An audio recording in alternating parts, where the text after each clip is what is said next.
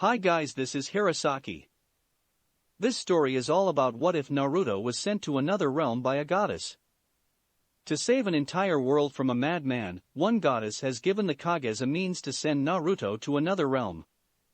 Will Naruto be able to discover Kushina's divine identity, and can he survive the challenges of being her son? Before we start, kindly like and subscribe to this channel, and look over the description box for the author of this amazing storyline. Welcome aboard. Chapter 18. Annabeth rushed out of her cabin with a smile on her face.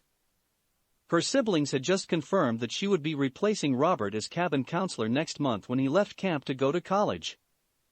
Even though she was one of the youngest members of Cabin 6, Annabeth had been in the running to take over from Robert for a long time now.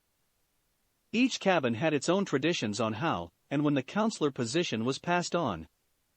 Ares' children followed whoever won a challenge match for the counselor seat.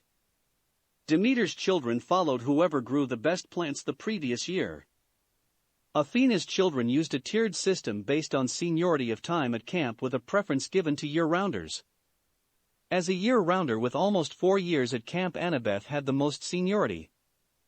There were a few summer campers who with 6 and 7 years of experience who could have challenged her for the position if they decided to shift to being year-rounders. Zack, her last potential rival, had declared that he was staying as a summer camper, which confirmed Annabeth's rise. The 11-year-old quickly ran over to cabin 2 and saw Naruto sitting in his cabin's porch area reading a book with a skull on his face. Annabeth walked closer to Naruto and called out, "Good afternoon, Naruto. What are you reading?" Naruto looked at Annabeth and quickly closed the book in his hand. He sighed and said, "I was reading an essay on eugenics because my mother told me that the views and connotations of eugenics here in America are very different than what we have in Konoha. What I just read made me ill and would upset all but the most ruthless back in my homeland." Hera had recommended that he read it so that the information could be included in the report she knew he was writing for Konoha. She would have been upset if Naruto hadn't been writing reports on his actions like a good shinobi should. While Hera's main concern was the West, she did want Konoha to thrive as she had fond memories of the village. Part of her efforts to revise the realm-crossing jutsu she had given the Kages was driven by her hope of giving the half-bloods access to a safer place to live after camp. Another reason was because she hoped to strengthen her old home. Of course, such efforts would be completely in vain even if she succeeded in revising the jutsu if Konoha bombed their recruitment drive because of cultural differences. A small frown appeared on Annabeth's face as she tried to remember what Naruto was talking about. Eugenics, that's the science behind good breeding in animals, right? Naruto shook his head slightly and said, "Not exactly, Annabeth. What you described is animal husbandry. Eugenics is about improving the genetics of a group of humans. Almost all shinobi clans back home practice it to maintain a Kekii Genkai, or to try and develop one. Do you remember what a Kekii Genkai is, Annabeth?" The young girl thought for a moment as she remembered what she had read in the textbooks Naruto had given her. Once she remembered, she replied, "A Kekii Genkai, or bloodline limit, is a special ability that only certain ninjas have because only they have the genes for it." Naruto nodded his head. "That's correct, Annabeth. Kekii Genkai are extremely valuable back home because their special abilities increase the prestige and marketability of a clan along with the village that the clan lives in. Even without a Kekii Genkai, shinobi families with a strong shinobi pedigree pass along strong genes that make it easier for their children to become shinobis compared to people from a civilian family. Back home, Kekii Genkai and their development are encouraged through a variety of ways. Holders are given tax breaks for larger families. It is far less difficult for men with Kekii Genkais to take a second or even a third wife. Most don't, but that's mainly because shinobis tend to prefer strong women for wives and very few women like that are willing to share their husband. Many of the traditional clans also use arranged marriages. Many of the newer clans arrange playdates for their children with other children who have desirable lineages in the hopes that the children will eventually fall in love and marry. Finally, many shinobi back home will use a special medical jutsu that the Hyuga clan gave to Konoha, as their joining contribution that allows one to make certain recessive genes become dominant. He then thumped the book with a fist and threw it away. Some of what was talked about in that book was just sick, and you really don't need to learn about it just yet, Annabeth. The idea of forced breeding and forced sterilization that some proponents of eugenics on Earth called for was disgusting. Naruto then tried to change the subject and asked, "Enough of that, Annabeth. What brings you to my cabin today?" Annabeth's face lit up as she said, "I'm going to be the new counselor for Cabin 6 once the summer session ends." To Annabeth's surprise, Naruto bolted up and got her in a bear hug. "Congratulations, Annabeth. I'm so happy for you." Eventually Naruto let go of Annabeth, who was now sporting a small blush on her face. She then said, "I wanted to let you know because I'm hoping to overturn your ban next year once the minimum time period before an edict can be overturned has passed. If all of the cabins vote the same, then I know you'll be allowed to play again. However, I'm hoping for a strong rejection of the previous ruling. Katie Gardner is likely to be the new counselor for Cabin 4, and knowing her, she'll almost certainly let you play again.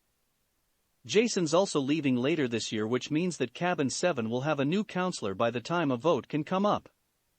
I'm not sure who will succeed him, but my money is on either Lee Fletcher or Will Salas. Either of them should be willing to support reinstating your game privileges. I don't think Cabin 11 will hold another majority motion against you, so Chris should be able to vote for you next time. I've heard rumors that Silena Beauregard is starting to position herself to take over Cabin 10, and I know that she'd support letting you play again. However, Cordelia has another year until she goes to college, so Silena most likely won't be able to vote unless she gets a quest. Cordelia won't budge on her vote because she's annoyed at you dumping fertilizer all over her sisters last year." Naruto gave Annabeth a small smile, and a tear started to form in his eye. "Thank you, Annabeth, for telling me this. I hope you're successful, and that I'll be able to play capture the flag again." Being excluded from the game really hurt Naruto more than he tried to let on. It reminded him all too painfully of his childhood back in Konoha, when almost all the kids refused to play with him. Those had been dark days for Naruto when he only had the old man recognize him and brighten his day. The only reason he didn't start celebrating was because he knew that overturning a ruling tended to be more difficult than getting a ruling passed.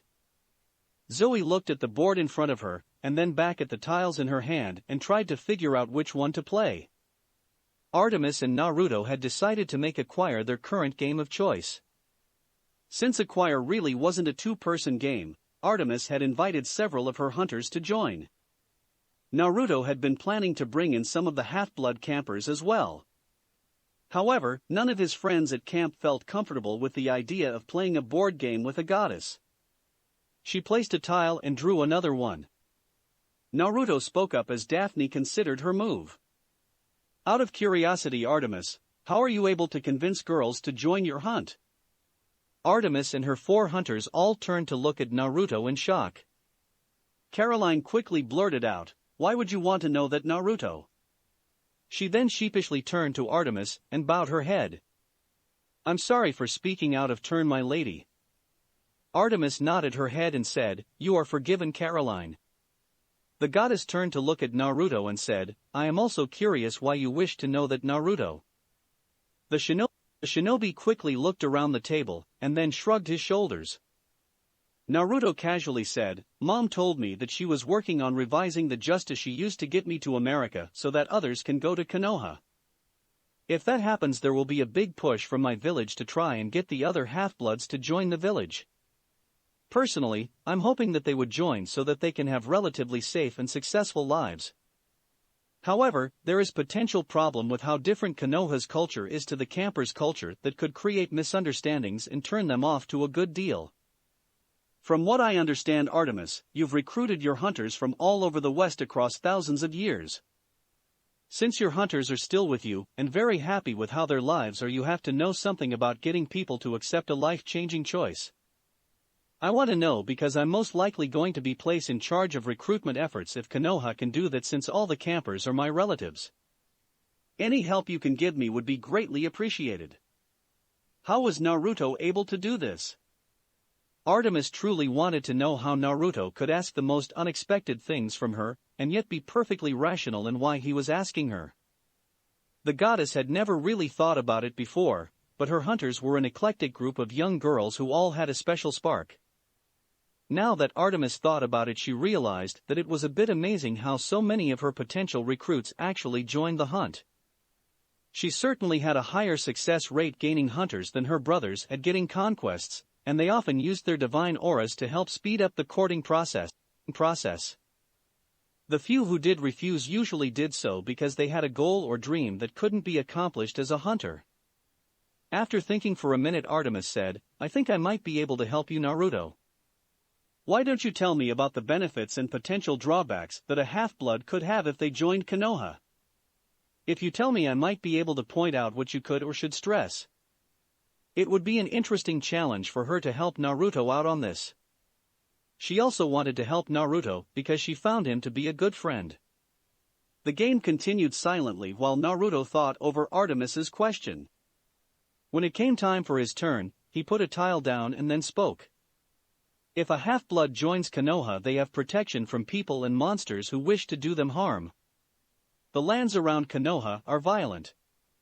However, the violence is usually limited to low-level conflicts on the scale of a minor gang war well away from the village, with the current war being an exception. Any half-blood would be able to live openly as a half-blood. The taxes and government oversight in Konoha are a lot lighter than here in the United States. That's just the benefits that civilians get. If they were to join the shinobi force, then they would get additional benefits. Shinobis do not have to pay taxes on money earned from missions given by the daimyo's court. Clan founders are often given a small plot of land to build a family home. Even with the admittedly poor showing most half-bloods have in my ninshu class compared to their age groups, the special abilities they inherited from their parents should get them a few acres of land. Zoe was about to put down a tile and pause. She then cut in, asking, "What do you mean by poor showing, Naruto? I heard you say that almost everyone in the ninshu class would qualify as genin by the end of summer, well ahead of the 4 years that your academy takes." "Wartime genin, Zoe, I said at the start of class that I was putting everyone through a modified version of the wartime training program. That program is only 6 months long because it is focused on producing more warm bodies to beef up the shinobi forces. Under the wartime program, training is mostly focused on chakra usage, taijutsu, weapons, and a little bit on stealth. Academic courses like history, chemistry, geography, math, cryptography, and burglary," Naruto politely ignored the strange looks everyone gave him when he mentioned the courses, "are left to evening classes after graduation as the new genin take over the D-rank missions and some local C-rank missions. Under non-wartime conditions, a potential genin has to master all of those skills to an acceptable level before even being allowed to test themselves for the possibility to become a genin. Half-bloods have several advantages that have given everyone in camp the ability to speed through this part of their training. Genetically, half-bloods have large chakra reserves and good control, more on par with a candidate from a shinobi lineage than one from purely civilian extract. Just like many clan heirs back in Konoha, everyone did very well with the starting chakra exercises. The physical training here at Camp Half-Blood was already at levels run by a genin squad, which has also helped to improve the campers' chakra reserves before they knew about chakra. Everyone just needed to learn how to use their chakra to get the same results as genin. Most campers are proficient with enough weapons to pass the weapons training portion of the genin requirements if one substitutes Greek weapons for the traditional shinobi weaponry. However, the boost most half-bloods are getting from their heritage, and the camp's training is nearing its end. For most people it takes days or weeks to learn a C-rank jutsu, whereas a D-rank jutsu will only take a few hours or a couple of days at the most. Because of the campers' average skills at the moment, they wouldn't be able to command much of a signing bonus. Konoha, like most other shinobi villages, wants Kekkai Genkai holders to join, but only if the holders can help the village. As for the negatives, that is a little harder to quantify since there are no negatives from my perspective. I suppose the fact that Konoha's judiciary system is based on secret trials and punishments tend to be harsher is a negative. But how else is justice supposed to be done when the accused is trained to be a highly lethal assassin if needed. The fact that Konoha is a military dictatorship and a semi-autonomous relationship with a feudal state might also be a negative. Finally, I think the last negative is that shinobi are socially expected to try and have the strongest children they can. Mom pointed out to me that some of the basic family planning strategies that are considered normal back home could be offensive to most people here in America if not informed about them correctly. It was an interesting challenge for Artemis that caused her to seriously think and even pause her turn in the game. Finally, she said, I think that mentioning Konoha can be a home for them where they can be themselves without hiding anything should be the focus of your recruitment efforts. A sizable number of half-bloods have trouble balancing their hidden and public lives after leaving camp.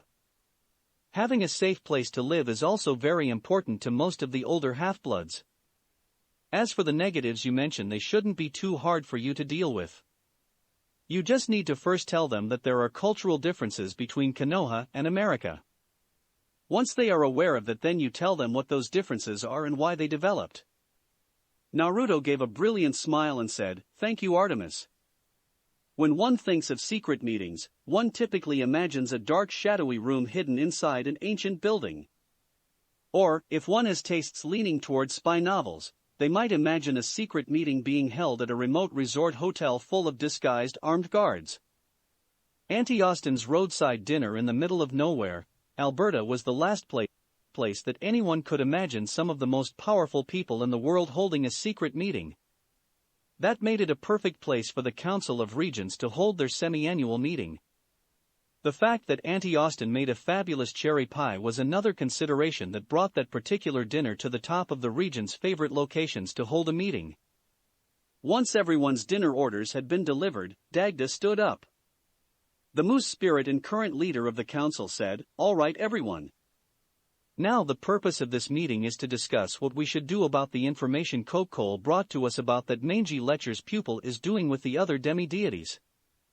Dagda was still pissed that Sklep had gotten those Irish monks to turn the memory those people still had of him into such a laughingstock. To refresh everyone's memories, Naruto Uzumaki is teaching his fellow demi-deities how to access and use their chakra. Quetzalcoatl, a snake spirit and the previous head of the council, quickly spoke up. I think that this is a good thing. Humanity was intended to be junior partners with the deities and not their servants. That is what the Great Spirit told us. He and the other kings were told when Attic Yaman, every spirit felt a massive presence for a few seconds from that ancient being just for having its epithet invoked, created them. None of our attempts to give men the ability to use chakra in the succeeding races of mankind has been successful. We have never attempted to teach the demi-deities those arts for fear of the Olympians learning of our existence. The efforts needed to bring them to heel and the resulting damage such a campaign would cost the mortals has long been judged to be too much. Naruto offers us a way to give the demi-deities their heritage. Iktomi then spoke up. But can we trust them with chakra? Many of the spirits turned to look at the spider spirit warily. Iktomi quickly started to explain his position. Tawuz Melek was able to corrupt many of the first men when he came to this realm. Men who I might add had much stronger wills than their current counterparts that live on Earth. Many demi-deities cause enough damage for their parents without using chakra thanks to their corruption. Imagine the damage they could cause if they access to the abilities of the first mankind? Need I remind you that the Gibberim wielded powers on par with what the major Olympians had in their prime? The corruption that Tawuz Melek forced us to bear upon his defeat grows stronger in half-bloods when their power grows. The spider spirit started to grow more passionate as he continues to speak. We are already using all our mastery in the sealing arts to keep the worst of the corruption's effects sealed among the Olympians with the Latin protocols. As the Roman Empire showed us, the Olympian deities cannot stay in their Roman form for extended periods of time without drastic measures needed to correct their excesses. Letting the demi-deities learn to use chakra will increase their corruption. Furthermore, we have to consider the possibility that the Roman demi-deities could learn how to use chakra as well. I would not put it past an Olympian while in Roman form to copy Naruto's chakra lessons, and give them to the Romans because they cannot stand the thought of their Greek-formed children being stronger. At this point Lupa spoke up, "Let me be the judge of what the Romans might or might not do at Tomi." Everyone turned to look at the wolf spirit, who was better known throughout the West as the mother of Rome. New Rome and the people within it are my responsibility. I was the one who put forward the idea of the Latin protocols. I am the one this council picked to oversee the results of the Latin protocols. I am the one who must judge the corruption levels of the Roman demi-deities, and I am the one who must put to death those with dangerous levels of corruption. I can kill any of my demi-deity charges whose corruption levels grow too high, and if necessary for the good of the West, I will use our last resort. Chilling silence filled the dinner as Lupa brought up something that none of the regents liked to talk or even think about. Being the children of the Olympians barely contained corrupted side, the Roman demi-deities were spreaders of corruption and destruction. There was a good reason why Romulus was the only recognized Roman demi-deity that was widely remembered, and he was a kinslayer along with being a rapist. The main reason for the brutal discipline at Camp Jupiter and its predecessors was that it was the only way the Council of Regents had found to help those demi-deities control their violent natures. Even then Lupa had to kill a great many numbers of demi-deities who lost control of their corruption in addition to the ones who she had to kill because they were too corrupt at birth. As a final resort in case the corruption started to rampantly flare up in New Rome and Camp Jupiter, Lupa had hidden hundreds of explosion seals throughout the two locations. The resulting force of all those seals detonating would wipe out both demi-deity strongholds with the equivalent force of an atom bomb. Cope Cole walked over to Lupa and reassuringly wrapped his arm around the spirit. The raven spirit looked around at all the other spirits and said, "We do not need to bring such matters up. The demi-deities of today cannot match the powers of the Gibborim except possibly for Naruto. Remember, they are the children of corruption-infected deities and the fourth race of man. The corruption drains a deity's power and ensures that a deity's children are usually weaker than the previous generation. The fourth race of man lacks most of the innate powers and strengths that the first race had. At most, the demi-deities will be able to grow to levels expected of the first race. We cannot let fear and worries about what might happen cloud our judgment. If we did let fear cloud our judgment, we would do such hideous acts as killing all Roman demi-deities at birth just for the crime of being born. As members of the Great Spirit's Court, we must act with the dignity and forethought our stations demand." Many of the spirits nodded their heads agreeing with Cope Cole. "I say we just watch and wait as Naruto teaching the other demi-deities about chakra. Weaken with demi-deities with corruption levels that grow too dangerous as such cases arise.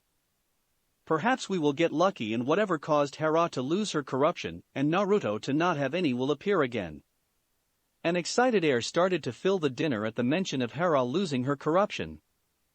Every spirit wanted to purify themselves of the taint that they had been forced to endure since the end of the Abyss War.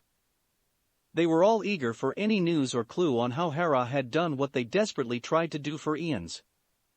Within seconds, the eagerness of the spirits caused them to erupt into dozens of conversations speculating on how likely such an event might occur again. Dagda furiously slammed his fist onto the dinner countertop in a futile attempt to regain some sense of order to the meeting. Order was finally regained when the Fates pulled out bullhorns and yelled at everyone to shut up. Clotho, Lachesis, and Atropos calmly waited as everyone else in the meeting slowly regained their hearing. The Fates were not in the form of old ladies that they usually used when interacting with the Olympians. Instead, they were in their true forms of beautiful mid-20s women wearing flattering, but still modest dresses. Clotho the spinner had golden hair, Lachesis the allotter had raven black hair, and Atropos the cutter had silver white hair. The Fates then began their signature speech pattern of seamlessly flowing their sentences from one sister to another. "We must not let our own desires cloud our judgment. The Great Spirit set in motion a plan to ensure that the corruption will eventually be destroyed. When that will happen is beyond our power to see. It would be advisable for us to leave this matter to its proper time in the future and focus on the present. The present already has enough dangers for us to be concerned about. While Tuaz Melek remains secured in his prison deep underground in Rub al-Khali, his bonds are starting to weaken, allowing his influence to escape his prison. He has been using his influence in our realm to strengthen Kronos and the other Titians imprisoned in Tartarus. Kronos should be strong enough to start causing problems in the Olympian section sometime this year or the next. Unfortunately, Tawuz Melek's influence makes Kronos' actions almost impossible for us to see. The Norns have informed us that they are detecting his influence in the north as well, strengthening the Jotuns. Our contacts in south and east have also detected his influence, but they cannot determine who he is empowering. Increasing the powers of the demi-deities is our best option at the moment to counter Kronos' actions. While some of them will undoubtedly be turned to support Kronos, current circumstances in the Greek camp weaken his ability to manipulate the more powerful group of demi-deities. Any who defect will lose access to further chakra training, as Kronos will not teach them what he knows of the arts. Furthermore, the growing strength of the demi-deities should spur many of their parents to start training again. That will strengthen the Olympians and make them more able to resist Kronos' attempts to regain control of that section of the West. We will not have to devote as many resources to that effort and can instead focus on limiting Tawuz Melek's other efforts in our realm. Dagda quickly noticed how terrified everyone on the council was at the fact that Tawuz Melek was starting to influence the West again. They had barely been able to defeat him during the Abyss War when all four pantheons were at full strength, along with several hundred Gibborim, tens of thousands of mortal sages, and millions more mortal warriors willing to fight. Even then, the four kings had been forced to call upon their creator and his host to help them contain that foul being. Only the fact that he was still imprisoned seemed to keep everyone from running around in a panic. Dagda quickly said, "In light of this current information, I think it's safe to say that Naruto teaching the demi-deities how to use chakra is not much of an issue. Unless anyone has any further information that needs to be brought to our attention, I declare this meeting adjourned." We are now on a monthly meeting basis, with our focus being neutralizing Tawuz Melek's influence. Camp Half-Blood was filled with a festive atmosphere as the beads for the year were being passed out. Naruto looked at the second bead on his necklace and smiled. The design for this year was the kanji for Ninshu written in black ink on a white background. Chris had proposed the design, claiming that it was only fitting to have that as the symbol for the year, as it had been so long since the camp had added another course. Many counselors suspected that it was Chris's attempt to make to Naruto for voting with the ban, but they had to agree that his reasoning was sound. Only one person wasn't happy that the summer session was ending, and that person was Artemis. Months ago she had planned that she would have given Naruto a kiss by now in order to try and move her attempts at courting him along. Now here she was at the end of the summer session, and she hadn't even attempted to kiss Naruto once. How could this have happened to her? She had gotten almost hundreds of opportunities to kiss him during their weekly board games and trips to find Connor's great-granddaughter. It also wasn't like Naruto would be that bad of guy to have for a boyfriend. Artemis shuddered slightly at the thought of the word boyfriend describing a guy's relationship with her. He was friendly, caring, willing to listen, dependable, handsome, strong, and not too proud of his accomplishments. By almost any measure he was a great choice for any girl to have as a boyfriend. Even her hunters no longer felt the need to be guarded around him, which was as close to approval as a man could hope to get from the hunters. Artemis knew exactly why she hadn't kissed Naruto yet. She was terrified of the thought of being in a romantic relationship. As the goddess of the hunt, Artemis was very free-spirited, and the thought of being tied down was anathema to her. The fact that women tended to be sequestered and viewed a property of their husbands for so many thousands of years only made her more skittish of the thought of marriage. The maiden goddess glanced over to table 2, where Hera was giving Naruto a big hug. Hera's warning from last year rushed back to the forefront of Artemis's mind. Artemis's eyes narrowed as she looked at Naruto, to her hunters, to Hera, and then back to Naruto. The warning gave her a renewed sense of strength and courage. If her days as a maiden had been deemed numbered by the fates, then all that was left for her was to choose how her virginity would eventually be lost. Zoe turned to look at Artemis and said, "Milady? What is the problem?" Artemis turned to her old friend and said, "Nothing is wrong, Zoe. I've simply come to accept that I need to stop procrastinating on certain issues. Everyone here needs to stay at this table. Is that understood? Many of the hunters blinked their eyes in confusion before slowly nodding their heads. Artemis stood up and started to nervously walk towards table 2. Almost instantly, the campers picked up on her movements, and most of them started to watch her like a hawk. Every step made Artemis feel more nervous than the last, making it harder for her to resist the urge to teleport out of camp. Naruto noticed Artemis's approach just as she got within 2 feet of the table. He turned and said, "Good evening, Artemis. What can I do for?" Naruto was cut off in mid-sentence as Artemis used the last of her courage to sprint over and capture his lips with her own. Chapter 19.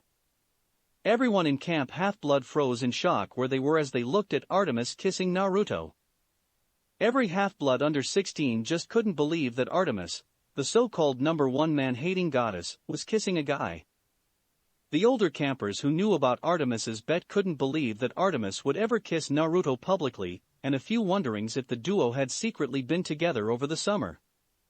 The hunters were frozen in their seats looking like someone had just shot their puppy.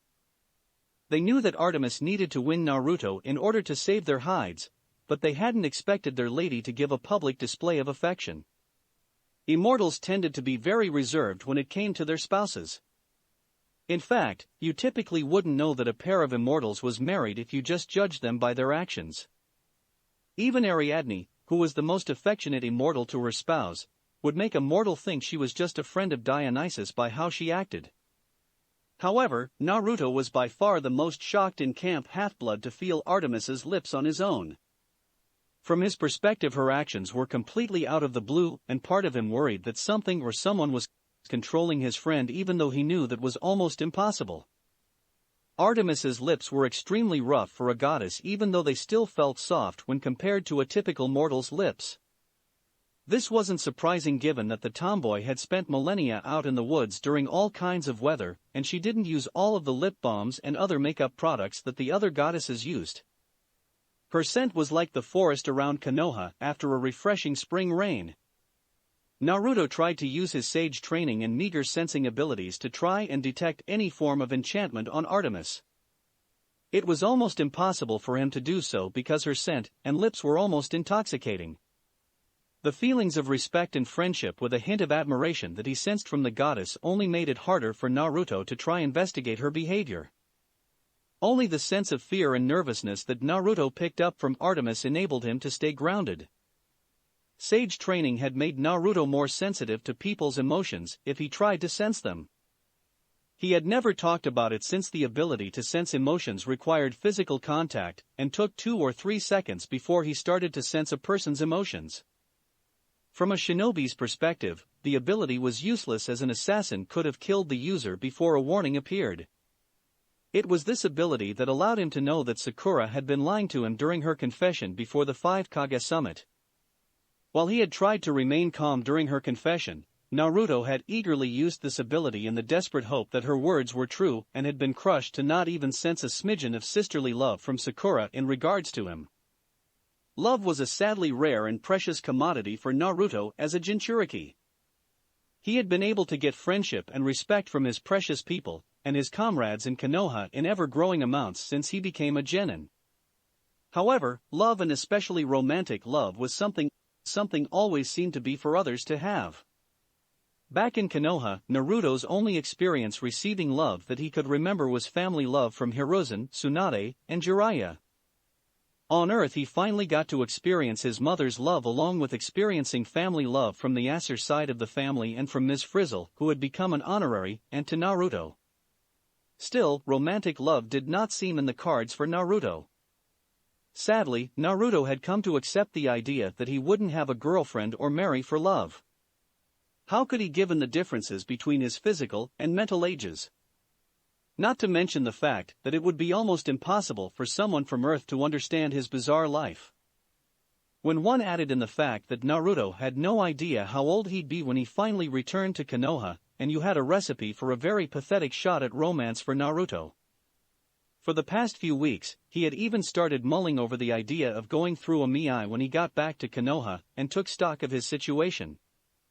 Sure, he would prefer a love match, but the Nakoto back in Konoha were good at their jobs and the shinobi clients were highly sought after. In such a scenario, Naruto would most likely end up paired with a kunoichi that wanted to settle down and raise a family. Those thoughts quickly withered as Naruto realized that Artemis wasn't being controlled. For some reason that was completely unknown to the shinobi, his goddess friend had decided to kiss him. That old and persistent spark of hope suddenly caused Naruto to lean into the kiss slightly and just enjoy the sensation. He could worry about what it all meant later. Right now, he could just enjoy the feel of her lips on his and her scent in his nose. Artemis found herself enjoying kissing Naruto much to her great surprise. She had picked up a great deal of academic knowledge about boyfriends and romantic interactions over the millennia from hearing the goddesses gossiping. The kiss didn't feel desperate or dominating as most goddesses described the usual feeling of their paramours' kisses. To her confusion, Naruto was shocked first, and then became confused for a time. He then seemed to accept the kiss, and gently returned it. However, before Artemis or Naruto could go any further with their kiss, one of the campers regained their senses and ended the moment. The camper in question let out a piercing whistle, and then called out, "Hey, cut it out, you two. If you get any heavier, then Cabin 8 will have a new member next summer." Several campers turned and looked in disbelief at the camper in question, wondering if she would be turned into an animal. The others watched as Artemis immediately ended the kiss, and blushed so deeply that her skin turned golden. She then bolted, trying to get away from camp as fast as she could without remembering that she could teleport. Naruto was left standing stone still, wondering what the Tartarus had just happened. That night, Naruto made his camp deep in the woods of northern Manitoba. He could have gone as far as Alberta or possibly British Columbia if he and Bucephalus had pushed it. Naruto hadn't traveled as far as today as he had on the day of his trip to Camp Half-Blood at the beginning of the summer session, because he stopped every few hundred miles to test his Hiraishin's ability to get to camp. So far, Naruto hadn't had any problems getting to camp and back, which meant that he'd have no trouble continuing his class over the school year. Naruto took the roasted rabbit he had been cooking off of the spit, tore one of its legs off, and tossed the leg into his campfire as an offering to his mother. Dinner was simple for Naruto, consisting of a bag of dried cherries, some granola bars, the rabbit he had caught, and some lemon-flavored water to wash it all down. Bucephalus was happily grazing nearby, since the grasses near the north tasted better to the son of the mighty Sleipnir. Other half-bloods would have been nervous camping alone so near the edge the Olympians' power. Naruto wasn't worried, since he knew about the Council of Regents, and he had been to Asgard. Being outside of Olympus' protection wasn't that scary when you knew that there was someone who could protect you in Olympus's place. The fact that his mother had power in regions outside of Olympus's control put Naruto at ease with where he was camping. The 13, nearly 14 again, year-old shinobi looked up at the sky where the moon was waning right before his eyes. What would the regular mortals think of that phenomenon? Knowing how the mist tended to weave things, Naruto figured that scientists would likely explain this event as being caused by a unique series of alignments or something along those lines. Hopefully the current standby of climate change wouldn't be pulled out. Demeter had been campaigning heavily to let that standard mist explanation die. As the goddess of agriculture, she was enraged that mere mortals thought that they could change the conditions of the natural world. Hephaestus and Athena were in staunch opposition to Demeter's efforts because the mortals' current rationality-based outlook on the world would leave them having to work overtime coming up with excuses the mist could use. Artemis was also a strong opponent to changing that cover story, as she created it to get more mortals to think about the long-term consequences of their actions. Naruto's mind turned away from divine politics to thoughts of what had to be causing the moon's early and rapid waning. Obviously, Artemis was embarrassed and possibly ashamed by what happened earlier today. Naruto felt an emotional turmoil starting to rise every time he stopped to think about the kiss Artemis had given him. He'd have to lie to himself if he didn't acknowledge that it had been extremely enjoyable. However, Naruto's pleasure was distant second to his concern for Artemis. It wasn't like her at all to just kiss him like that. That fact made Naruto extremely worried for the goddess of the hunt and moon. What really annoyed Naruto was the fact that he couldn't think of anything he could do to help his friend with whatever had driven her to do something so atypical of her. At the moment, the best solution Naruto could think of was to act like nothing had happened and not bring the kiss up unless she brought it up herself. Just before Naruto could take another bite out of his rabbit, he heard footsteps approaching. The shinobi immediately put his roasted rabbit down and moved his hand towards his sealed shuriken. He then guardedly watched as Clotho, Lachesis, and Atropos entered his campsite in their true forms. Just before he could them who they were, they spoke. "Be at peace, Naruto Uzumaki, son of Hera and Minato. We mean you no harm." Relaxing ever so slightly, Naruto looked at the trio and asked, "Could you three tell me your names?"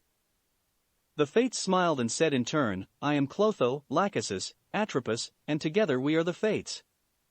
The women smiled as they walked closer to Naruto. "You are surprised by our appearance, are you not? We assume the forms of elder women when we deal with your divine kin because it suits us. Letting you see us as our fellow regents see us is also because it suits us." Lachesis stepped through Naruto's campfire, instantly putting it out and causing the campsite to be lit by an eerie blue light that came from nowhere. There was something different about the Fates. Naruto had been in the presence of several gods, goddesses, and spirits. However, the Fates felt different from all of them and put Naruto on edge. He kept his calm and said, "Why are you three visiting me at this particular time?" The Fates formed a triangle around Naruto and spoke, "We came to teach, to counsel, and to warn you, Naruto. A force far older than the deities you call gods has started to stir, and those stirrings will unleash challenges that will test you and your kin to the limit. In these challenges Olympus will be divided against itself as both old and new jealousies become unchained." "Why tell me this?" Naruto demanded of the Fates. "My mother and the Olympian Council should know about these problems. If they know of the problem's existence, then they can work to correct the issues before Olympus gets into the dire straits you say it will get into." Atropos had a full-blown smile on her face, Lachesis had a massive smirk, and Clotho had a grin on her face. It had literally been ages since anyone had challenged them about what they said would pass, and it was very refreshing. It brought back memories of happier times when they served in Uranus's court. They then continued their speech, seamlessly changing who was talking between the three of them. "Noble though your ideas are, they are wasted on your divine kin. Immortality sadly has a way of blunting maturity by allowing one to escape the consequences of one's actions and dulling the lessons time gives to a person. While many of your kin have matured as you would expect them to do, many more have not. It only takes one to start an argument, but it takes two to settle an argument. We tell you this not to give you despair, but to prepare you for the years ahead, Naruto. You and the choices you make will be of great importance, Naruto. The destiny you spin for yourself will affect the weave of fate for more people than you can count at the current time. Now that you know that these times of trouble will come, you can remain calm during the storm and be a rock for others to draw strength from. However, all of this will not matter if you do not listen to our counsel. Life has taught you many lessons, but you do not always remember those lessons when you need to remember them the most. The wisdom they and the other lessons you will soon learn will guide you through the upcoming trials. The hardships you and others will face will wax or wane depending on how poorly or properly you remember what you have learned. And now it is time for the warning we wish to give you, Naruto.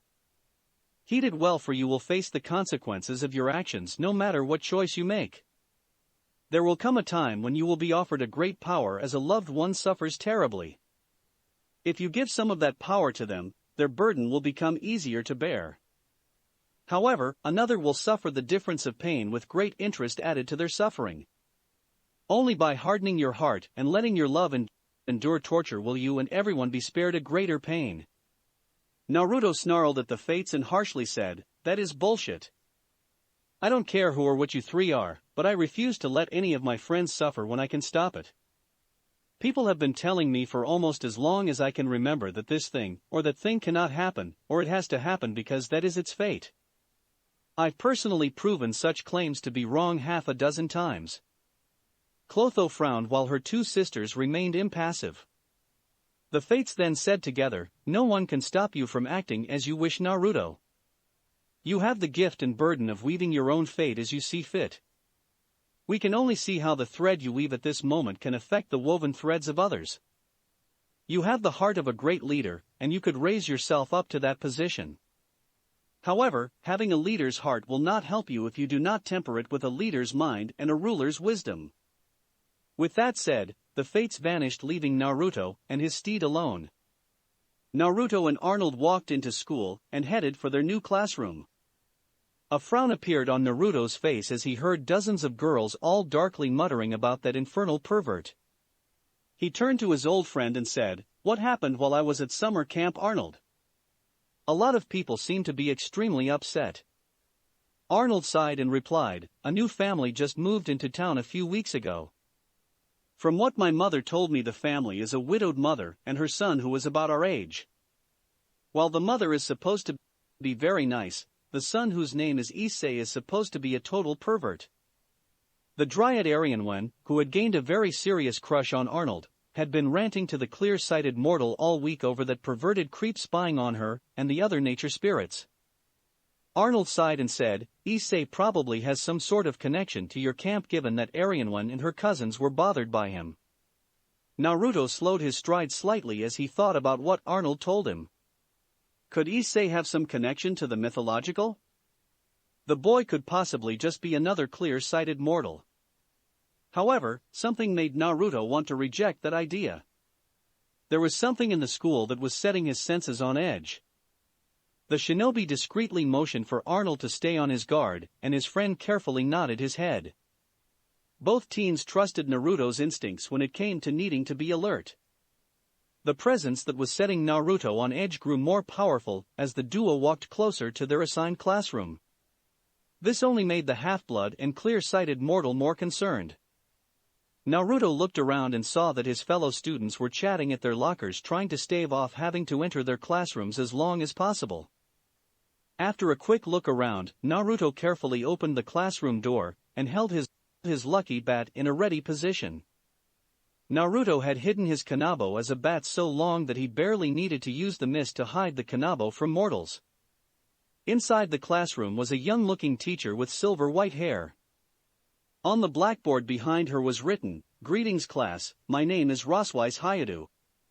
The teacher turned to look at Naruto and politely nodded her head for him to come into the classroom. Once Naruto was in the classroom, the teacher shifted her posture slightly to draw Naruto's attention to the brooch she was wearing. Naruto quickly noted that the brooch was made of cold iron. His eyes then bulged out when he noticed the Ansa's rune carved on the brooch. One of Suna's lessons quickly came back to Naruto. Among those in the know in the north, the Ansa's rune was strictly reserved for decorative purposes to the members of Asgard. Aesir, Einherjar, and Valkyries would use the rune as a way to reveal themselves when they felt it was too inconvenient to reveal themselves in an open manner. Enemies of Asgard like the Jotuns and the other northern mythological monsters couldn't wear the rune because of what the rune meant. Occasionally, an Once would be given a tablet or seal engraved with the rune for the gods to prove that they were on a mission from Asgard, but that was a rare occurrence. Arnold came into the classroom when he saw Naruto relax in front of their new teacher. Once Arnold was inside the classroom, Naruto used a small gust of wind to close the classroom door. He then turned to face the teacher and said, "Am I correct in supposing that you are a Valkyrie Roswise Hayadu, if that is your true name?" The teacher nodded her head and replied, "I am a Valkyrie, as you guessed, Naruto. My true name is just Roswise. Here on Midgard, I used the family name of my lover before he became an Einherjar in order to raise my aunt's son without having to use the weave to deflect suspicion." Naruto was confused for a moment before he mentally switched gears on the differences in parenting practices between the Olympians and the Aesir. Both Suna and his grandmother Gerd had covered those differences in their lessons last year. Naruto then asked, "Is there a particular reason why you are here, Roswise?" Rosweiss gave Naruto a reserved smile and replied, Asgard has noticed increased monster activity in the peripheral regions of its control. I, along with most the other Valkyries and the Einherjar, have been sent out to pacify these regions again. I requested the area around this town because the presence of several Ansas would let my son Issei blend in better. If you would be so kind, Naruto, would you do me the favor of sparring with my son once a week or so? Issei is doing well enough on his combat lessons, but he needs to practice against someone other than me in order to improve. Naruto looked at the clock and said, most likely yes, but I will have to think about it and look at my schedule. It is getting a bit full. The Valkyrie teacher nodded her head and said, I understand, Naruto. I'd offer to try and consolidate those lessons with your lessons on the north, but Lady Suna is most insistent that she teach you about our ways. Still, even the occasional spar would help my son out a great deal. Rosweiss would have said more, but the classroom door opened and the other students were starting to make their way into the classroom. Naruto and Arnold gave Rosweiss polite nods and then found their seats. Artemis nervously appeared in the Frizzle Uzumaki household after she had reached a point where she could put her chariot on autopilot. The goddess of the hunt silently and nervously made her way through the house towards Naruto's room. It was hard for the goddess to walk through the corridors of the house towards the site of one of the most embarrassing incidents in her immortal life. Every time she felt the urge to bolt grow too strong, she would stop and look at the decorations around the house. The photographs hanging on the walls particularly drew Artemis's attention, as they gave her more glimpses into Naruto's life. The photographs revealed the story of a happy and very active boy about to become a teenager. How much of the photos were genuine and how much of it was an act? Deceptive was not an adjective that Artemis typically used to describe boys. Rowdy, smelly, annoying, and sometimes full of themselves were what she typically used to describe boys. She usually reserved deceptive to describe the pigs that most boys grew up into. However, Naruto did not fall into the usual categories Artemis had to describe mortals, and his age confusion only complicated the situation. It was even harder for her to think about Naruto, because her mind kept going back to that kiss she had given him 2 days ago. How the Tartarus could one kiss take up so much of her focus? Okay, it had been very enjoyable, much to her surprise. However, that couldn't be valid reason for her thoughts to focus so much on that kiss, could it? If only she hadn't lost her nerve when that stupid camper started making snide remarks, she might have learned how Naruto felt about her kissing him. That was why she was here at Naruto's house, even though she wanted to hide away somewhere safe. Hiding wasn't an option available to her. All Artemis could do was press ahead and hope that she could salvage this situation as best as she could. Things would be far more difficult if Naruto started to grow uneasy with her. It would be even worse if Aphrodite was given some wiggle room to try and make Naruto fall in love with someone else. Yesterday, Artemis had visited Thetis, who was currently living in Chicago under the alias of Millie Taylor. It was a little strange for the maiden goddess to see her friend looking like a helpless old woman, but the minor goddess needing to remain in character in order to avoid Zeus's edict from coming into effect and having to start looking for another husband. Thetis greatly missed her most recent husband McKenna Taylor, who she had loved a great deal. She also wanted to stay close to her son Mac Taylor, who had sadly lost his wife recently. Artemis wanted to get more advice on how to handle marrying a mortal when you're on a deadline. Thetis had given her some good advice, along with being a sympathetic ear who truly understood Artemis's situation. Thinking about Thetis's advice allowed Artemis to walk up the stairs without freezing. She only frozen again when she reached the door to Naruto's bedroom. The urge to bolt quickly flared up, and the goddess ruthlessly tried to squash it. You've already kissed the boy in front of the entire population of Camp Half-Blood. That isn't as hard as talking to Naruto in private. The fact that Artemis was actually talking to herself out loud showed just how nervous she truly was.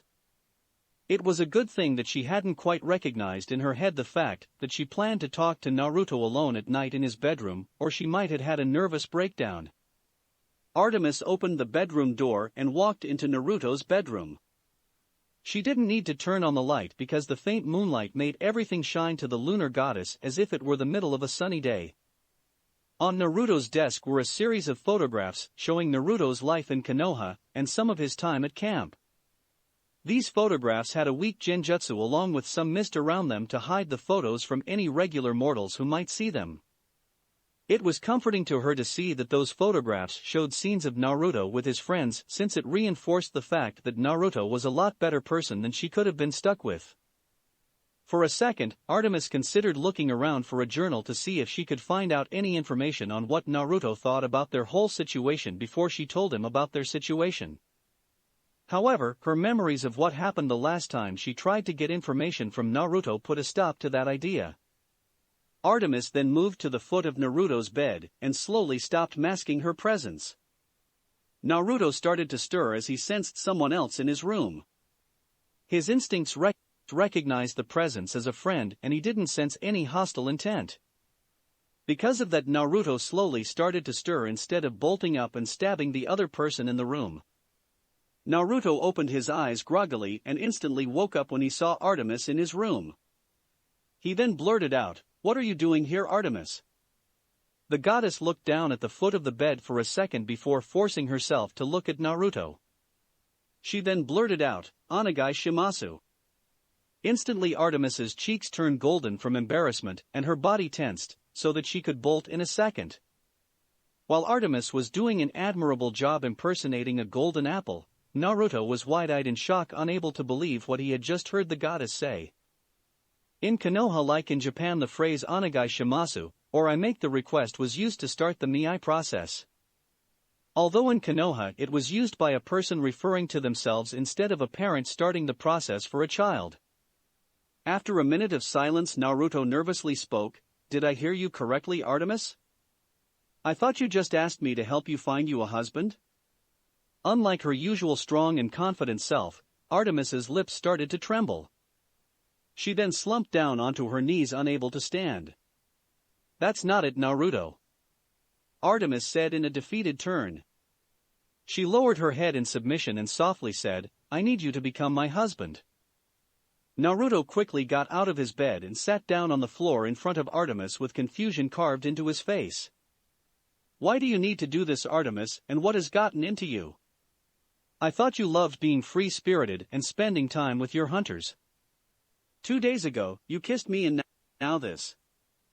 I know we aren't the closest of friends, but this doesn't seem like you to me. Why would you want to marry me?" Artemis looked at Naruto and said, "I don't want to marry you, Naruto. I don't want to marry anyone, period.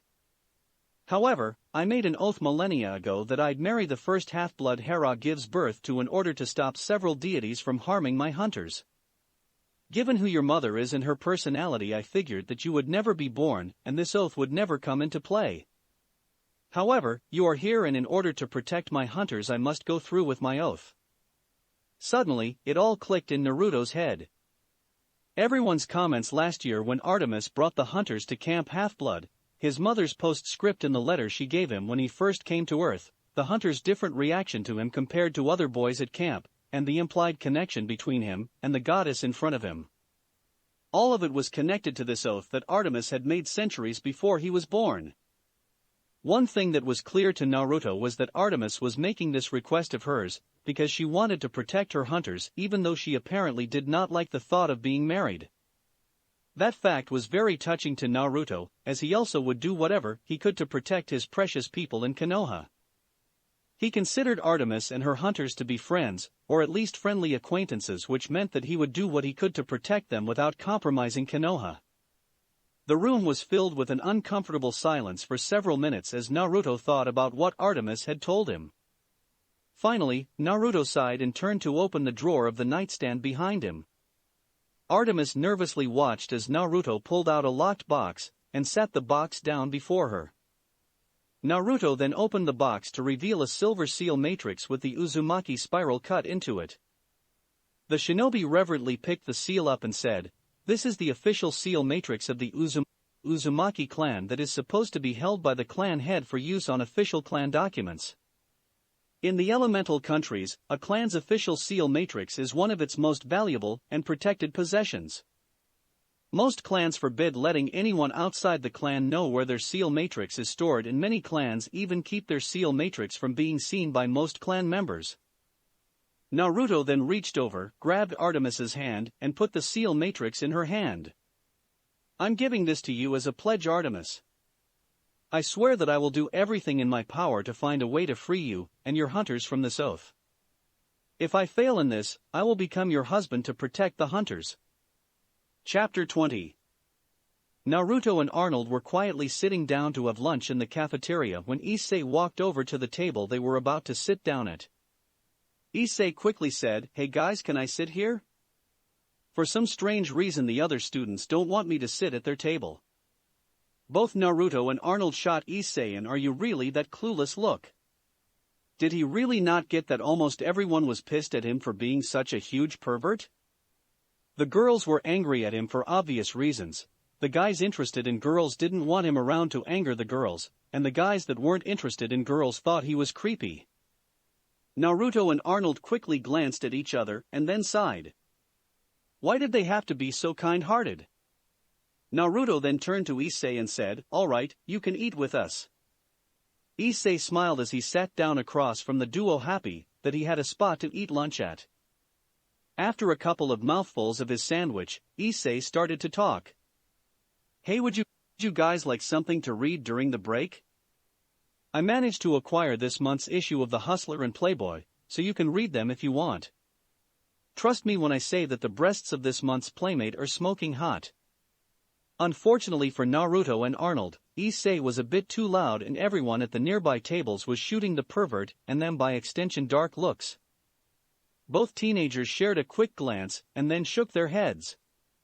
Naruto and Arnold then simultaneously said, "No thanks, Issei." Issei shrugged his shoulders and replied, "No problem then. That just means I get to spend more time looking at those magnificent breasts." Arnold quietly spoke to Naruto. "I don't think he gets what's getting everyone so annoyed with him." Naruto nodded his head and replied, "I have to agree with you there, Arnold. I wouldn't even bet a few pieces of hack silver against that statement, and I almost always win my bets." Issei's eyes widened in shock when he heard Naruto drop the word hack silver. Naruto watched as Issei expertly reached towards his belt and started to finger a small pin made out of cold iron and shaped like a dragon head. If Naruto hadn't been planning for it, he likely would never have seen Issei getting ready to defend himself. A firm look appeared on the pervert's face as he spoke in Uar-Germanic, which was the hardwired language of the North Pantheon.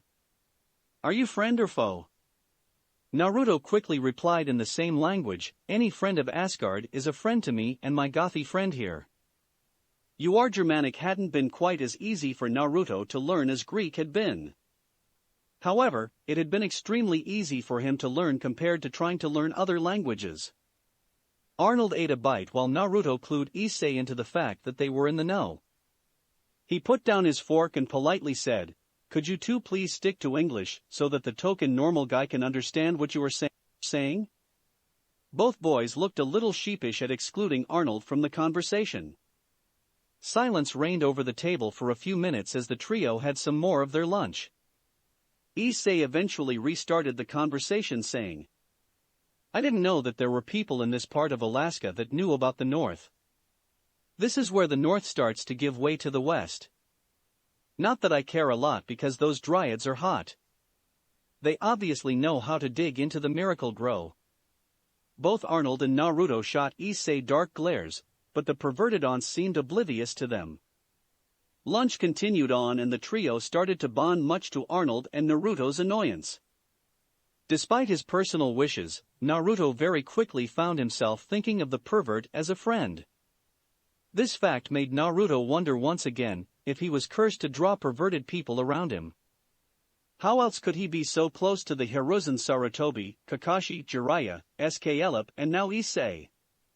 Sure, everyone else on that list had been great people once you got past their perverseness, and Issei showed every sign of being a good person despite his perverted tendencies.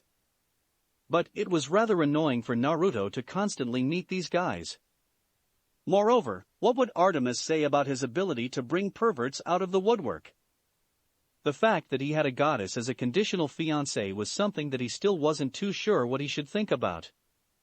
He had only made the promise to get everyone out of Artemis's oath safely or marry the goddess last night.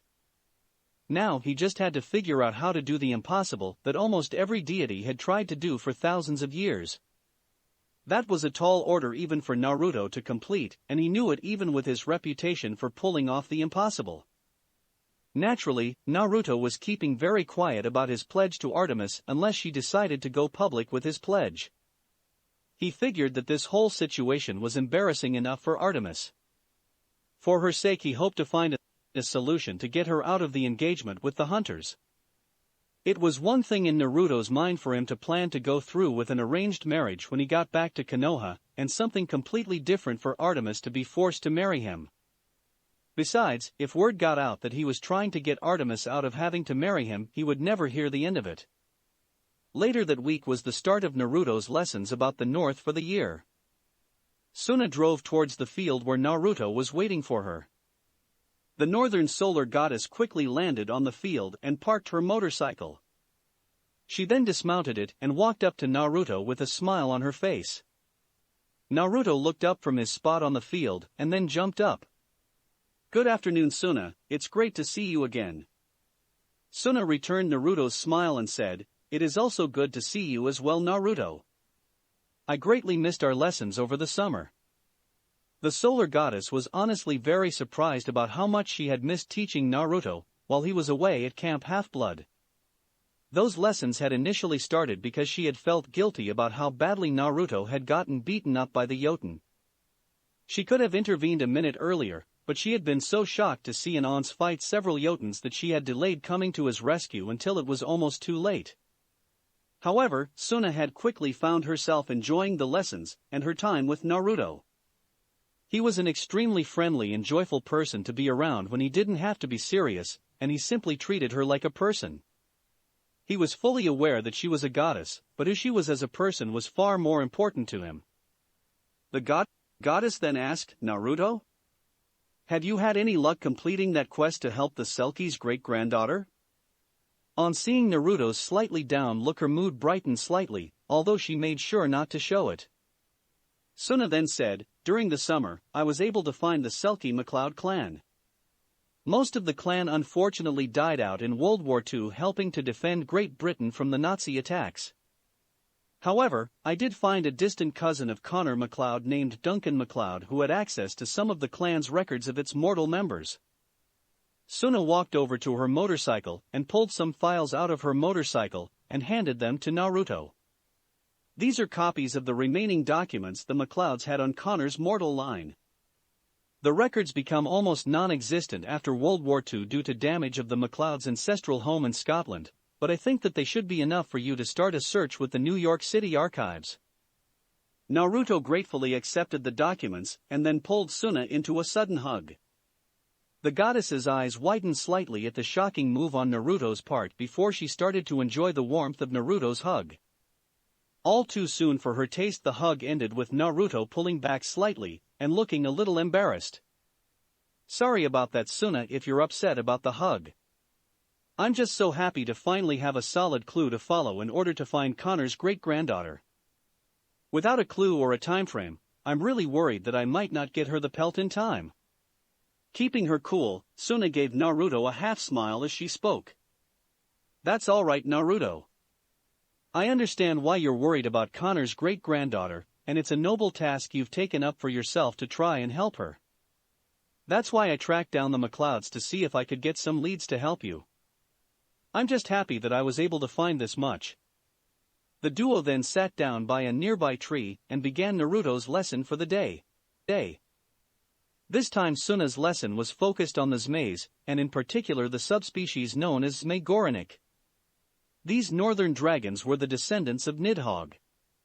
About halfway into the explanation, Naruto spoke up. "Suna, why am I having trouble following some of the terms with these Zmeis? I usually don't have this much trouble when it comes to northern beasts." Suna sighed and started to explain. "The reason why you're having some problems, Naruto, is that the word Zmei and several other parts of the beast's description comes from the Slavs.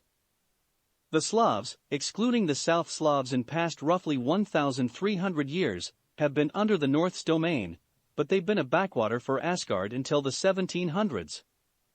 They were left under the supervision of some of the less renowned Aesir, who wanted more duties, and were mistakenly viewed as a separate pantheon by mortals. It's not that Odin or the others wanted to ignore them, but the Aesir assigned to watch over them kept things under control, and there were many threats closer to Asgard's traditional locations. When Zemi's first showed their heads, it was the Aunts born among the Slavs who first fought the beasts.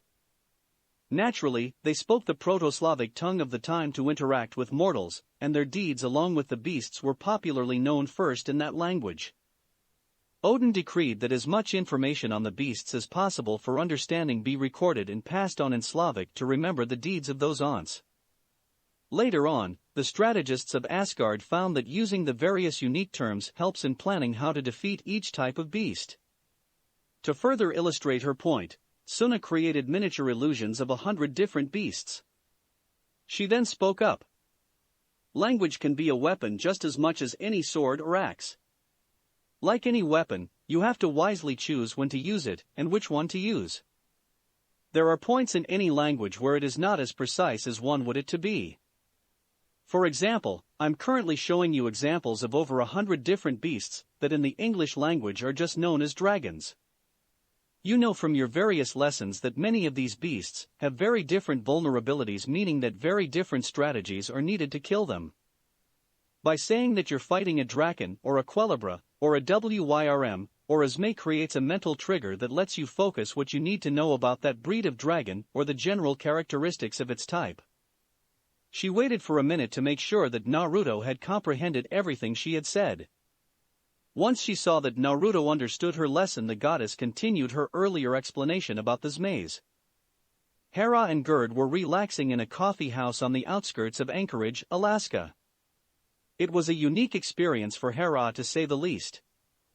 Rhea was a touchy subject for her and most of the elder Olympians. After all, the Queen of Titans had let her and most of her siblings get eaten by their father.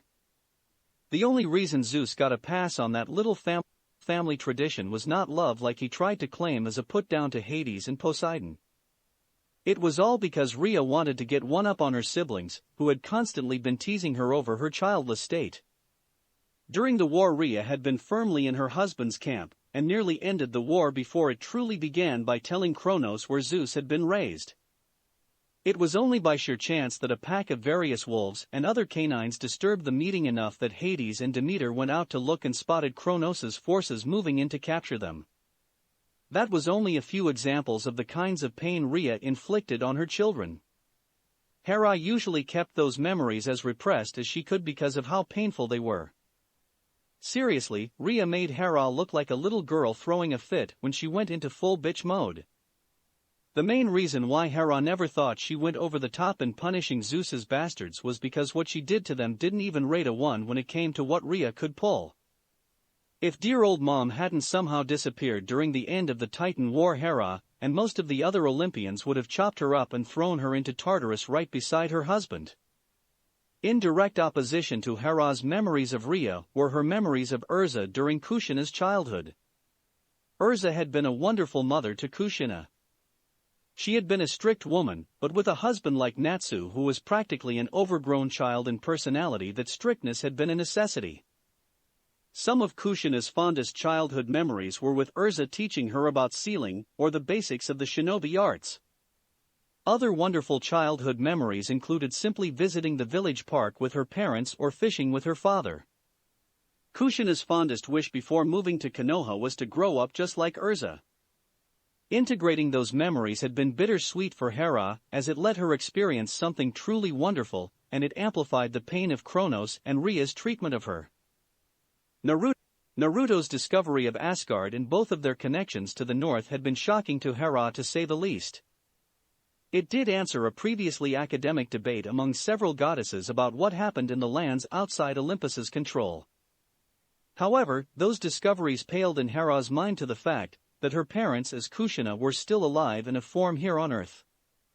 The part of her that was still a scared 7-year-old Kunoichi in training, who had her world come crashing down, had finally been able to heal. The first meeting Hera had with Gerd had been awkward to say the least. It did give Hera a good idea of how Naruto felt when he learned about who she was and meeting her. The fact that Hera didn't have a clue how one was supposed to act towards one's parents outside of warfare had only made that first meeting even more awkward. Luckily for both goddesses, the fact that things were almost as awkward for Gerd served as an excellent icebreaker. Gerd had almost been as shocked to find out that Hera had been incarnated as the daughter of one of her mortal lives as Hera had been to learn of her existence. So, Gerd said as she put her mocha down for a moment, "What exactly did Naruto do that's gotten you so annoyed at the moment, Hera? You're usually extremely happy with his actions." Hera sighed and said, "Naruto handed over the Uzumaki clan seal matrix as a pledge earlier this month." Gerd's eyes widened in shock and her mouth opened slightly in disbelief. What? How could Naruto just do something like that? I mean, the Uzumaki were never secretive about the clan seal matrix, but I don't think any has ever let the seal matrix leave the clan's control. Who by the 9 realms did he give the seal matrix to and what possessed him to do such a thing? With an annoyed tone, Hera enlightened her mother about the situation. Naruto gave the seal matrix to Artemis. He found out about Artemis's wager with Aphrodite. From what I was able to pull out of him, Naruto promised Artemis that he'd either figure out a way to get her and her hunters off the hook with her oath or he'd marry her. He gave her the seal matrix as proof of his commitment to that oath. I can appreciate Naruto's oath since his desire to protect his friends is admirable. However, he didn't have to use the clan's seal matrix in the oath. The former giantess turned goddess felt a headache forming and started to massage her temples. Her lovable grandson just tangled up some plans of Gerd's that the goddess had been working on for the past year. Anyone with eyes and half a brain could see Suna's attraction to Naruto. Not that anyone could blame the solar goddess because Naruto was showing almost all of the attributes a smart woman would want in a husband. Suna had been properly reserved in her attraction to Naruto because of his current physical age. It would be unseemly for a goddess to actively court a not quite 14-year-old boy even if he was mentally 20 years old. Gerd had been planning on encouraging Suna and Naruto's friendship in the hope that they would eventually marry. It was a good match and any concerns about the two marrying would come to an end when Naruto eventually ascended to become an Einherjar. No grandson of hers would get stuck in that underground park the West called Elysium. Naruto was of the north and his only proper home was Asgard. Gerd hadn't been planning on being obvious about getting the two together, but she hadn't planned being underhanded about it either. Just inviting Suna over for a lunch as thanks for teaching Naruto, while Naruto happened to be visiting her, and that sort of thing was the bulk of her current plans. Naruto's oath certainly threw a monkey wrench into her previous plans. Thankfully in Gerd's mind the situation was still salvageable, as there were ways to nullify even the most solemn of oaths that gods and goddesses could give. Most deities didn't bother to look for these ways because they were always extremely difficult, time-consuming, and naturally had a high cost to them. It was usually far better to avoid doing something to bring an oath you didn't like into effect than to try and get out of the oath. Gerd considered herself lucky that she had a few years to work on getting Naruto to complete the first part of his oath rather than the second. Still, that was an issue for Gerd to deal with another time. Gerd decided to turn the conversation towards less thought-intensive issues. So, how have the aunts at your camp Half-Blood been progressing with their Ninshu lessons? Hera quickly started to praise the Half-Blood's impressive progress and Gerd started to give suggestions she might want to pass along to Naruto. Soon enough, the issue about Naruto, Artemis, and Naruto giving away the seal matrix dropped from both goddesses' minds. The North Pacific was anything but peaceful as Triton and Naruto thundered across the stormy ocean at near supersonic speeds. Triton was on a chariot that looked like an amazing polished clamshell, and that was pulled by 4 sea green horses. Naruto was riding Bucephalus using a very plain saddle. Triton had a determined look on his face as he urged his horses to go faster than they had ever gone before. Naruto had a brilliant smile on his face as he encouraged Bucephalus to do his best. Both cousins were having the time of their lives as they stayed neck and neck through the 700-mile twisting course some sea nymphs had prepared for them. Triton led his team of horses into a sharp turn, and then drove them under a massive wave that made it look like he was driving through a tunnel of water. The sound of constant thunder caused the ocean god to look up and spot Naruto and his steed running on top of the wave. Just as Triton was exiting the water tunnel, Naruto and Bucephalus jumped off of the wave and landed in front of Triton's horses. It took a great deal of skill to keep his horses in control after Bucephalus startled them, and Triton was more than up for the task. His father might have created horses, but it was Triton who knew how to ride horses. Poseidon had long since given up trying to race his son given how badly Triton always beat him. Naturally, Triton had been surprised and a little amused yesterday when Naruto asked Triton for a race during the god's checkup on Bucephalus. Triton had taken it upon himself to become Bucephalus's veterinarian because of his interest in the rare and exotic horse. Taking care of the 8-legged steed was easy because Naruto took very good care of him. The hardest part of the examination was getting Bucephalus to lower his guard enough for Triton to examine him. Bucephalus didn't like most people besides Naruto getting too close to him. Triton and surprisingly enough Hera were the only ones so far that Bucephalus would let touch him without Naruto holding his reins. It had been Naruto's hope to test Bucephalus's abilities in a friendly manner, and he figured that Triton's horses would be a good bar for Bucephalus to test himself against. Bucephalus had tested himself against all of the Pegasi at Camp Half-Blood and thoroughly beaten them. Triton had agreed to the race because he honestly wanted to race against someone again after no one would challenge him for centuries. Triton also was curious as to Bucephalus's abilities and agreed that a race would be a great way to test the 8-legged horse. The fact that Naruto wasn't making the challenge out of pride made the race fun for Triton even when he was temporarily in second place. Looking at the home stretch of the course made Triton smile as he saw the path to victory. Naruto was a good rider, Triton didn't mind giving his cousin his due on that. Bucephalus was also very fast, powerful, and had magnificent endurance. However, they were novices when it came to races, and it was very obvious that the duo was used to running along prepared paths. Naruto wasn't paying enough attention to the changing waves while Triton was paying close attention to the waves and where they were going. As Naruto urged Bucephalus on faster, Triton wisely slowed his horses slightly. Bucephalus lost his footing when the water his rear hooves were on was pulled back by an incoming wave.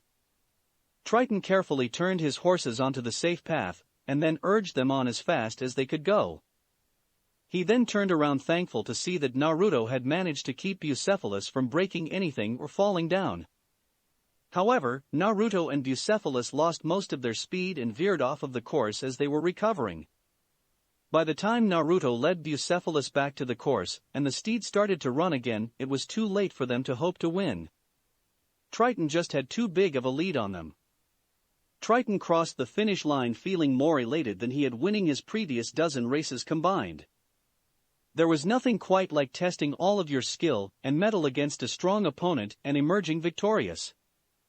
Triton's victory became even sweeter when he saw Naruto approaching the finish line with a smile on his face.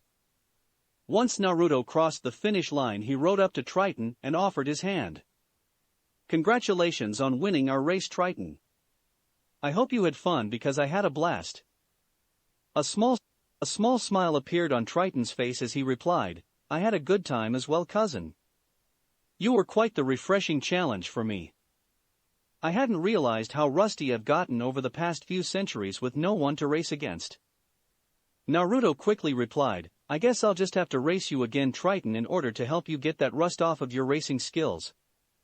Perhaps it was a good thing that I missed that wave back there.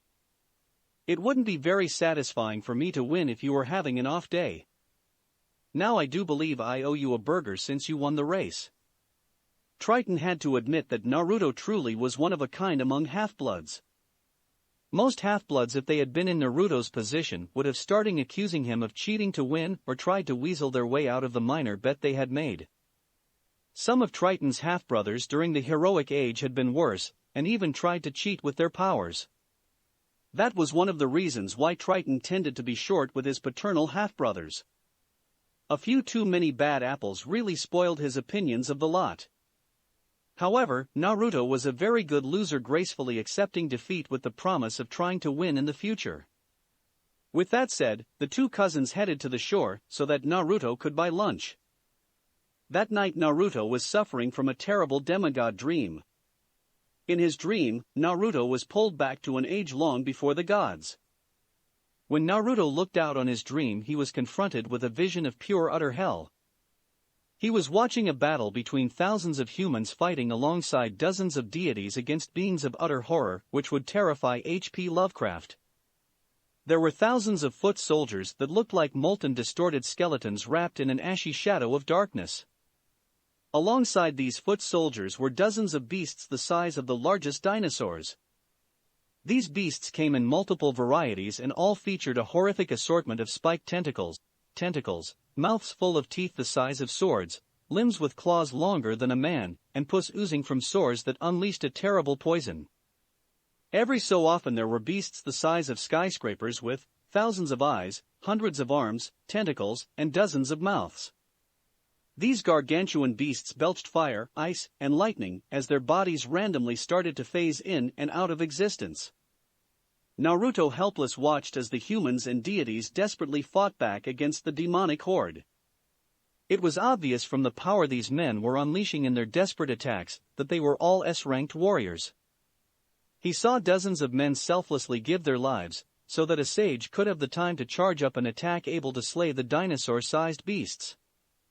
The very earth shook and was transformed by the brutality unleashed on that horrific battlefield. From his eagle-eye position in the dream, Naruto nervously watched as the human and god army was slowly being driven back by the demonic beasts. Cracks formed in the earth behind the demonic army and more demonic reinforcements spewed out of the molten cracks. Part of Naruto expected the soldiers to break or at least start a retreat. However, they stayed where they were and died fighting with their last breath. Suddenly, the dream shifted from the aerial view, and Naruto was now watching his grandfather Kronos desperately fight with a squadron of sages against one of the skyscraper-sized beasts. This wasn't the horrific menace Naruto had learned about from his mother. For a split second, Naruto was able to see his grandfather's eyes, and saw a worried young man fighting against a seemingly unstoppable enemy. He saw Kronos' grief as the sages died around him one by one. Several sages took mortal blows to protect Kronos as the squad tried to bring the enormous monster down. As the last sage gave her life, Kronos was able to finally bring down the foul beast. Kronos then fell to his knees from exhaustion and looked in fear at the approached horde of demons. Just as Kronos was about to be overrun by the monsters, a hurricane-strong gust of wind blew the monsters back. Naruto then heard the sound of horns. Both Kronos and Naruto's dream vision turned to see Arenas on a chariot pulled by mountain lions leading another army to reinforce his son. Arenas and his army quick joined Kronos' army, causing the battle to start to turn in their favor. Arenas pulled his chariot up to Kronos, and then the king got out of his chariot to help his son up. As father and son embraced on the battlefield, Kronos started to cry. "I'm sorry, father. I did all I could and still so many men died under my command." Arenas pulled Kronos closer and used his power over the wind to form barrier against the demonic horde. He then whispered, "It's all right, son. Your soldiers knew what they were getting into. Unlike us, mortals are truly able to give everything they have in defense of their homes. Just focus on completing the task before us today, so that we don't invalidate their sacrifice." As Kronos regained his nerve and composure, Arenas turned to look at the combined armies. He then called out to the army, "Hear me, sons and daughters of Mu. We must delay the advance of Tawuz-Melek's forces until the city of Namedia is evacuated. Let not the innocents be caught up in the mad one's attack on our lands. Now for your homes and loved ones' attack." That's it for this reading. Hit like and subscribe for a free ticket pass going to the different worlds of anime fanfictions. Looking forward to having you on board again.